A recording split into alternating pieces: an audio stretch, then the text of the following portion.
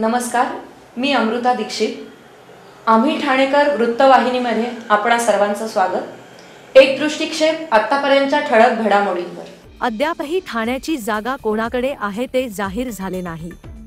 आम्ही भाजपला ही जागा मिळावी यासाठी आग्रही आहोत.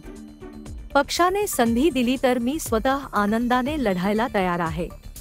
कार्यकर्ते मला नक्कीच मदत करतील, असे मत नुकतेच श्री संजय केळकर यांनी माध्यमांशी बोलताना व्यक्त केले. शेवटी कोण कशावर उभं राहील याचा निर्णय सांगणारी मी काही अथॉरिटी नाही. परंतु आता सिटिंग गावित हे त्या पालघर लोकसभेमध्ये धनुष्यबाणावर निवडून आलेले खासदार आहेत आणि त्याच्यामुळे आणि जिथे जिथे जे जे काही ठिकाणी शिवसेना विभक्त झाल्यानंतर जागा बदलल्या. आता इकडे देखील जे धनुष्यबाणावर निवडून आले ते उद्धव ठाकरेंच्या गटामध्ये आहे आणि या बाजूला त्यामुळे इथे कोणी खासदार नाही आहेत, सिटिंग खासदार या गटामध्ये जरी अखंड शिवसेना असताना असले तरी. त्यामुळे त्या त्या ठिकाणी सगळाच विचार करून आणि जनतेचा कल आणि लोकांचा कल बघून निश्चितपणे शेवटी एक नक्की आहे की मोदीजींचे हात बळकट करायचे आणि 400 पार आणि महाराष्ट्रामध्ये 45 पार करायचं आहे आणि त्यामुळे त्या दृष्टीने एकजुटीने कामाला लागायचं आहे. हा मात्र निर्णय जो आहे तो पक्का आहे, उमेदवाराचा निर्णय जरी झालेला नसला तरी.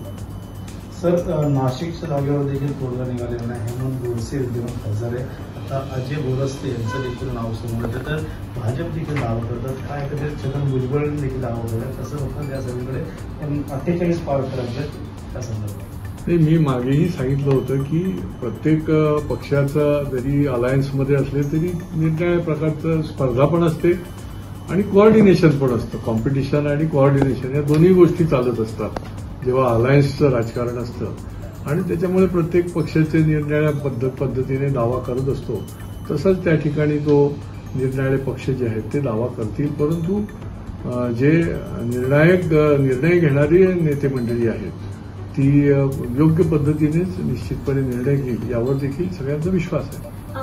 सर, राज ठाकरेंनी बिनशर्त पाठिंबा भाजपला दिलेला आहे. मात्र यावेळेला असंही म्हटलं जात आहे की राजसाहेबांना शहाजींनी असं सांगितलं होतं की तुम्ही कमळावर लढा, मात्र राजसाहेबांनी त्याला नकार दिला आणि त्यानंतर आता ते तुम्हालाच बिनशर्तपणे पाठिंबा देतात. तुम्ही या सगळ्याकडे कसं? नाही, अशा पाठिंब्याचं तर स्वागतच करायला पाहिजे.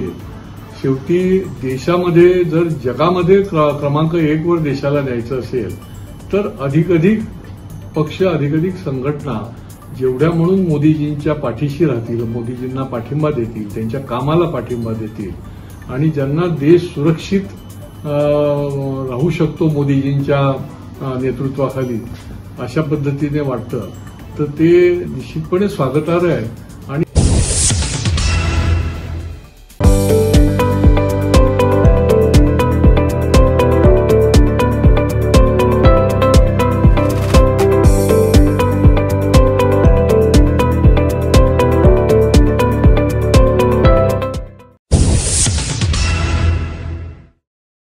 ठाणेकर मालमत्ता करदात्यांसाठी करातील व्याज माफी अभय योजना 31 डिसेंबर 2023 पर्यंत मालमत्ता करावरील 100% व्याज माफ. तसेच 1 जानेवारी ते 15 जानेवारी 2024 या कालावधीमध्ये मालमत्ता करावरील 75% व्याज माफ. त्याचप्रमाणे 16 जानेवारी ते 31 जानेवारी 2024 या कालावधीमध्ये मालमत्ता करावरील 50% व्याज माफ. तरी सदर व्याज माफीच्या अभय योजनेचा ठाणेकर करदात्यांनी लाभ घ्यावा. महानगरपालिकेच्या कोणत्याही संकलन केंद्रावर कर भरण्याची सोय आहे. एटीएम, डेबिट, क्रेडिट कार्डद्वारे कर भरण्याची सुविधा उपलब्ध करून देण्यात आली आहे. सोमवार ते शनिवार या दरम्यान सकाळी 10:30 ते सायंकाळी 5 वाजेपर्यंत संकलन केंद्राची वेळ असून करदात्यांच्या सोयीसाठी रविवारी संकलन केंद्र सकाळी 10:30 ते दुपारी 1:30 वाजेपर्यंत सुरू ठेवण्यात येत आहेत. यासोबतच ठाणे महानगरपालिकेच्या propertytax.thanecity.gov.in या संकेतस्थळावर ऑनलाईन पद्धतीने मालमत्ता कर भरण्याची सुविधा उपलब्ध करून देण्यात आली आहे. तसेच गुगल पे, फोन पे, पेटीएम आणि भीम ॲपद्वारे आपला कर सुलभतेने जमा करू शकता. ठाणे महापालिका क्षेत्रातील सर्व करदात्यांना विनंती आहे की आपण या व्याज माफी अभय योजनेचा जरूर लाभ घ्या आणि आपला मालमत्ता कर लवकरात लवकर महापालिकेमध्ये जमा करून महापालिकेस सहकार्य करा. धन्यवाद. आज सकाळी 6:30 वाजताच्या सुमारास मर्फी कंपनी बस स्टॉप समोर होंडाई शोरूम जवळ पाचपाखाडी नाशिक मुंबई महामार्ग येथे नाशिक रोडकडून मुंबईकडे जाणाऱ्या वाहनाचा आणि ट्रकचा अपघात झाला. वाहन चालकाचा वाहनावरील ताबा सुटल्याने वाहन रस्त्याच्या बाजूला असलेल्या झाडावर आदळून रस्त्यावर पलटी झाले होते व झाडही पडले होते.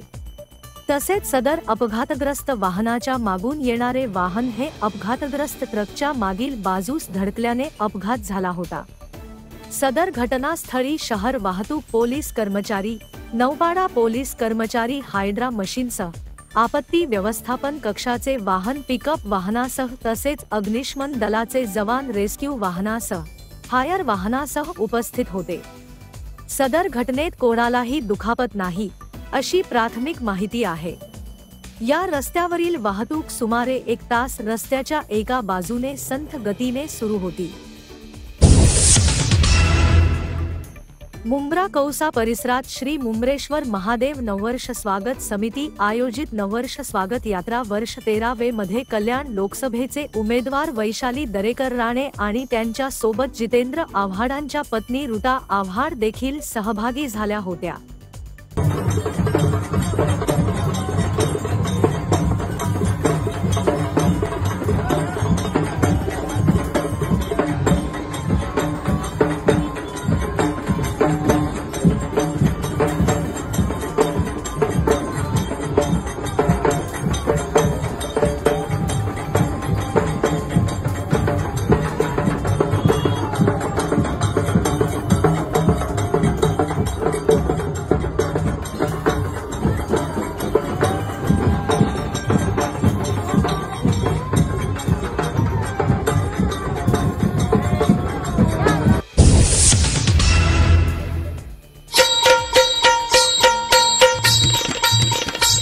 कला, क्रीडा, साहित्य आणि संगीत या कला क्षेत्रात अभूतपूर्व कामगिरी बजावलेल्या ठाणे जिल्ह्यातील अस्सल ठाणेकर कलाकारांना ठाण्याविषयी नेमकं काय वाटतं हे जाणून घेणार आहोत खुद्द त्यांच्याचकडून. आम्ही ठाणेकर वृत्तवाहिनीची नवी मालिका माझं ठाणं मी ठाण्याचा पाहायला विसरू नका, फक्त आणि फक्त आम्ही ठाणेकर वृत्तवाहिनीवर.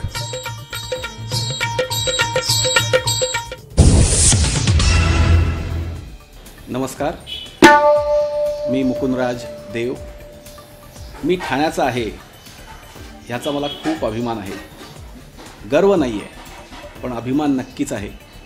कारण माझा जन्म ठाण्याचा, माझं शिक्षण ठाण्यातलं, माझं संपूर्ण वास्तव्य आत्तापर्यंत सगळं ठाण्यामध्ये, माझं शिक्षण ठाण्यामध्ये झालं. ह्या ठाण्यात सगळं खूप भरभरून आहे. ठाण्यात भरभरून तलाव आहेत, भरभरून कलाकार आहेत आणि भरभरून रसिक पण आहेत आणि त्यांचं उदंड प्रेम मला मिळालेलं आहे आणि माझंही त्यांच्यावर उदंड प्रेम आहे. आज ठाणे शहर हे एक जागतिक शहर म्हणून पुढे येतं आहे. ठाण्यामध्ये नुसतेच कलाकार नाहीत तर शास्त्रज्ञ, लेखक, नाट्य कलाकार, अभिनेते या सगळ्यांची मांदियाळी आहे आणि हे सगळेजण आज आपापल्या क्षेत्रामध्ये मोठा मानाचा झेंडा मिरवून आपल्या ठाणे शहराचं नाव खूप अत्युच्च पातळीवर नेत आहेत. ठाण्यातल्या सर्व बुजुर्गांना माझा मनापासून नमस्कार आणि माझ्या सर्व मित्रांना, आणखी माझ्यापेक्षा लहान येणाऱ्या सगळ्या कलाकारांना माझ्या खूप शुभेच्छा.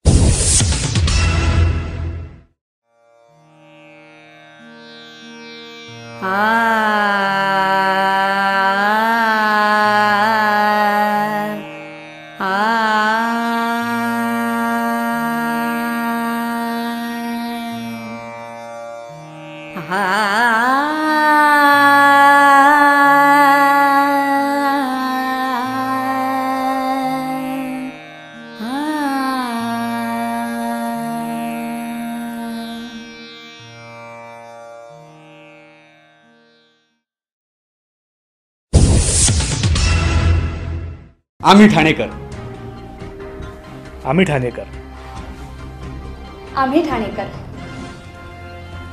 आम्ही ठाणेकर, होय ठाण्याचा मला अभिमान आहे आणि होय आम्ही ठाणेकर.